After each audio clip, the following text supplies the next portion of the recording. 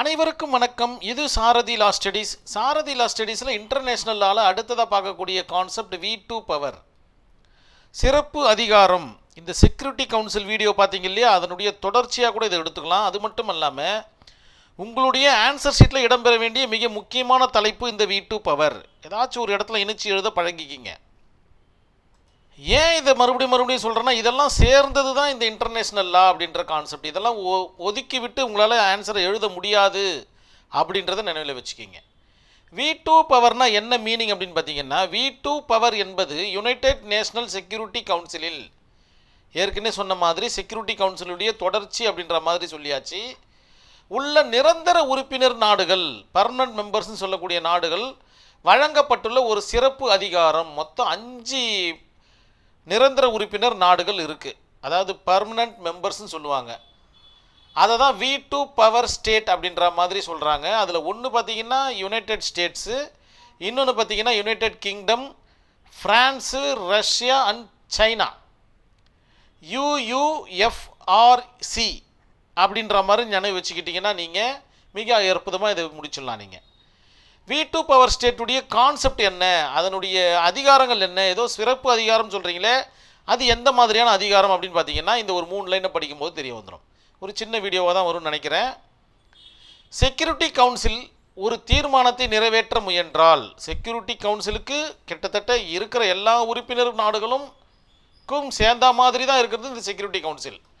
ஆனால் V2 பவர்ன்றது பார்த்திங்கன்னா 5 நாடுகள் சம்மந்தப்பட்ட விஷயம். இப்போ செக்யூரிட்டி கவுன்சில் என்ன பண்ணுன்னு பார்த்தீங்கன்னா 193+ நாடுகளுக்கு சேர்ந்த மாதிரியான ஒரு தீர்மானத்தை நிறைவேற்றும். மேலே குறிப்பிட்டுள்ள 5 நாடுகளில் ஏதேனும் ஒன்று நோ என்று வாக்களித்தால், ஓட் போடுற கான்செப்டை பார்த்தீங்கன்னா நோன்னு சொல்லிட்டாங்கன்னா மேலே இருக்கிற அந்த 5 நாடுகள் அந்த தீர்மானம் நிறைவேறாது. அந்த அளவுக்கு பவர்ஃபுல் மிக்க ஒரு கான்செப்ட் தான் இந்த V2 பவர். புரிஞ்சிருக்கும் நம்புகிறேன் நான். அதாவது இந்த 5 நாடுகள் ஈக்குவல் டு மற்ற நாடுகள் அப்படின்ற மாதிரி கூட நம்ம போட்டுக்கலாம். அதை தான் இந்த இடத்துல சொல்லிட்டாங்க. V2 power equal to security கவுன்சிலில் உள்ள நிரந்தர உறுப்பினர் நாடுகள். 5 நாடுகள் ஈக்குவல் டு செக்யூரிட்டி கவுன்சிலில் உள்ள நிரந்தர உறுப்பினர் நாடுகள். எவ்வளோ நிறைய இருக்கு இல்லைங்களா? எல்லாமே சேர்ந்து இருக்கக்கூடிய விஷயங்கள் தான் வழங்கப்பட்ட தீர்மானத்தை தடுக்கக்கூடிய சிறப்பு அதிகாரம். V2 பவரில் இல்லாத அந்த நாடுகளை தவிர்த்து மற்ற நாடுகள் எல்லாம் ஒன்று சேர்ந்து ஓகேன்னு வாக்களித்தாலும் இந்த 5 நாடுகளில் ஒரே ஒரு நாடு நோன்னு வாக்களித்தா அவ்வளவு பெரிய தீர்மானமும் ஒன்றுமே பிரயோஜனம் இல்லாமல் போயிடும். இவ்வளோ தான் கான்செப்ட். இதைத்தான் உங்களுடைய ஆன்சர் ஷீட்டில் எழுத போகிறீங்க.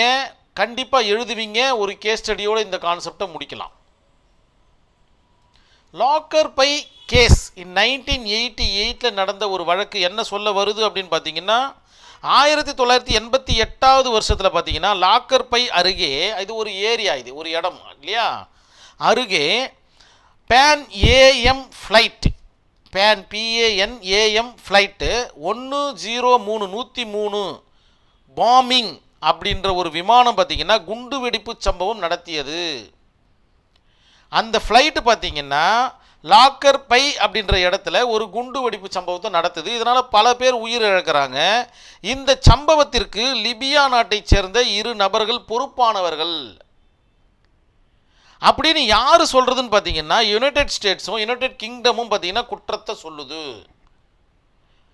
அவர்கள் அந்த நபர்களை அமெரிக்கா அல்லது இங்கிலாந்திடம் ஒப்படைக்க வேண்டும் என்று லிபியாவிடம் கேட்குறாங்க. லிபியா பார்த்தீங்கன்னா அதை மறுக்குது. உடனே இவங்க என்ன பண்ணுறாங்க, யுனைடெட் நேஷனல் செக்யூரிட்டி கவுன்சில் கிட்ட போகிறாங்க. இந்த மாதிரி விவகாரத்தை முறையிடுறாங்க. செக்யூரிட்டி கவுன்சில் என்ன பண்ணுது, அவர்கள் 2 பேரையும் பார்த்தீங்கன்னா இவங்க இந்த 2 நாடுகள்கிட்ட யாருன்னா ஒருத்தர்கிட்ட ஒப்படைக்கணும் அப்படின்ற மாதிரி ஒரு தீர்மானத்தை நிறைவேற்றுது.